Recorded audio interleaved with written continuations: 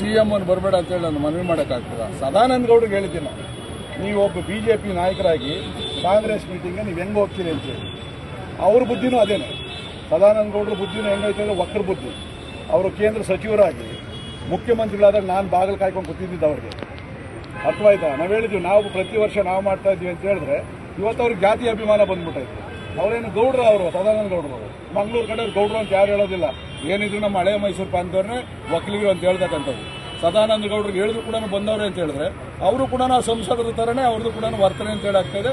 ನಾನು ಅದನ್ನು ಖಂಡಿಸ್ತಾ ಇದ್ದೀನಿ. ಸದಾನಂದ ಗೌಡ್ರು ಇಲ್ಲಿ ಬರಬೇಕಾಗಿತ್ತು. ಈಗ CM ನಾವು ಹೇಳಿದ ತಕ್ಷಣ ಬರಲಿಲ್ವೇ? ಬಂದು ನಮ್ಮ ಸನ್ಮಾನ ಸ್ವೀಕಾರ ಮಾಡಲಿಲ್ವಾ?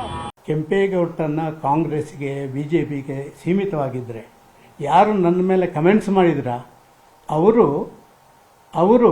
ಅವರ ಹೆಸರು ಹೇಳಿಯೇ ಗೆದ್ದಿರೋದಲ್ಲಿ, ಇಲ್ಲದ್ರೆ ಯಾವುದೊಂದು ಸಣ್ಣ ಒಂದು ಇಂಡಸ್ಟ್ರಿಯಲ್ಲಿ ಒಂದು ಅಟೆಂಡರ್ ಆಗಿ ಕೆಲಸ ಮಾಡಿದವ, ಆಮೇಲೆ ಮುತ್ತಪ್ರೈ ಅಂತ ಭೂಗತ ದೊರೆಯ ಒಬ್ಬ ಚೇಳ ಆಗಿ ಅವರ ಪ್ರೀತಿಯಲ್ಲಿ ಭೂಮಿಯೆಲ್ಲ ಲೂಟಿ ಹೊಡೆದು ಆಮೇಲೆ ರಾಜಕೀಯ ಪ್ರವೇಶ ಮಾಡಿ ರಾಜಕೀಯದಲ್ಲಿ ಬೇರೆ ಬೇರೆ ಸ್ಥಾನಮಾನವನ್ನು ವಹಿಸಿ BDA ಅಂತ ಒಂದನ್ನು ಮುಳುಗಿಸಿ ಇವತ್ತು ನಾನು ಸಾಚ ಅಂತ ಹೇಳಿಕೊಂಡ ಮನುಷ್ಯನಿಗೆ ನಾನು ಉತ್ತರ ಕೊಡಬೇಕಾಗಿಲ್ಲ.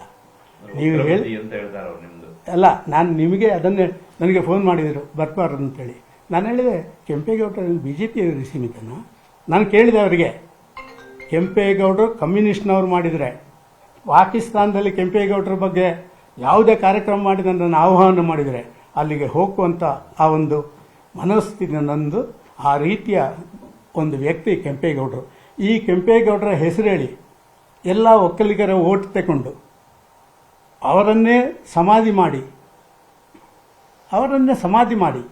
ಅವರ ಭೂಮಿಯನ್ನೆಲ್ಲ ಕೊಳ್ಳೆ ಹೊಡೆದು ಎಲ್ಲ ಅಧಿಕಾರ ಸ್ಥಾನಕ್ಕೇರಿ ಈ ರೀತಿ ಕೆಂಪೇಗೌಡರ ಕಾರ್ಯಕ್ರಮಕ್ಕೆ ಹೋಗುವುದಕ್ಕೆ ಅವರು ಹೇಳಿದಂಥ ಮಾತು, ಆ ಕೆಂಪೇಗೌಡರಿಗೆ ಮಾಡಿದಂಥ ಅಪಮಾನ, ಆ ಕೆಂಪೇಗೌಡರ ಪರಿವಾರ ಅದನ್ನು ನೋಡಬೇಕು ಅಂತ ಹೇಳುವಂಥ ನನ್ನ ಮನಸ್ಸು. CM ಅನ್ನು ಬರಬೇಡ ಅಂತೇಳಿ ನಾನು ಮನವಿ ಮಾಡೋಕ್ಕಾಗ್ತದ? ಸದಾನಂದ ಗೌಡ್ರಿಗೆ ಹೇಳಿದ್ದೀನಿ ನಾನು, ನೀವು ಒಬ್ಬ BJP ನಾಯಕರಾಗಿ ಕಾಂಗ್ರೆಸ್ ಮೀಟಿಂಗ್ಗೆ ನೀವು ಹೆಂಗೆ ಹೋಗ್ತೀರಿ ಅಂತೇಳಿ.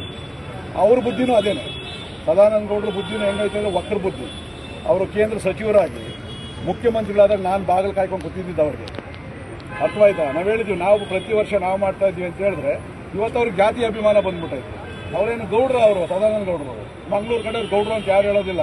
ಏನಿದ್ರು ನಮ್ಮ ಹಳೆ ಮೈಸೂರು ಪ್ರಾಂತವ್ರನ್ನೇ ಒಕ್ಕಲಿಗರು ಅಂತ ಹೇಳ್ತಕ್ಕಂಥದ್ದು. ಸದಾನಂದ ಗೌಡ್ರಿಗೆ ಹೇಳಿದ್ರು ಕೂಡ ಬಂದವ್ರೆ ಅಂತ ಹೇಳಿದ್ರೆ ಅವರು ಕೂಡ ನಾವು ಸಂಸದರ ಥರನೇ ಅವ್ರದ್ದು ಕೂಡ ವರ್ತನೆ ಅಂತ ಹೇಳಾಗ್ತಾಯಿದೆ. ನಾನು ಅದನ್ನು ಖಂಡಿಸ್ತಾ ಇದ್ದೀನಿ. ಸದಾನಂದ ಗೌಡ್ರು ಇಲ್ಲಿ ಬರಬೇಕಾಗಿತ್ತು.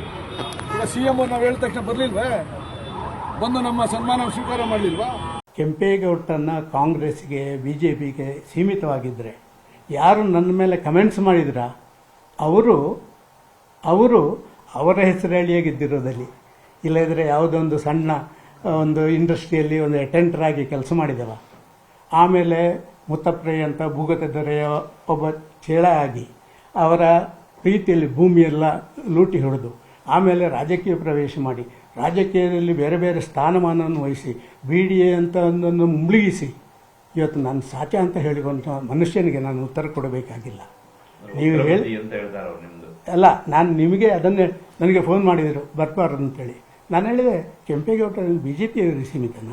ನಾನು ಕೇಳಿದೆ ಅವರಿಗೆ, ಕೆಂಪೇಗೌಡರು ಕಮ್ಯುನಿಸ್ಟ್ನವ್ರು ಮಾಡಿದರೆ ಪಾಕಿಸ್ತಾನದಲ್ಲಿ ಕೆಂಪೇಗೌಡರ ಬಗ್ಗೆ ಯಾವುದೇ ಕಾರ್ಯಕ್ರಮ ಮಾಡಿ ನನ್ನನ್ನು ಆಹ್ವಾನ ಮಾಡಿದರೆ ಅಲ್ಲಿಗೆ ಹೋಗುವಂಥ ಆ ಒಂದು ಮನಸ್ಥಿತಿ ನಂದು. ಆ ರೀತಿಯ ಒಂದು ವ್ಯಕ್ತಿ ಕೆಂಪೇಗೌಡರು.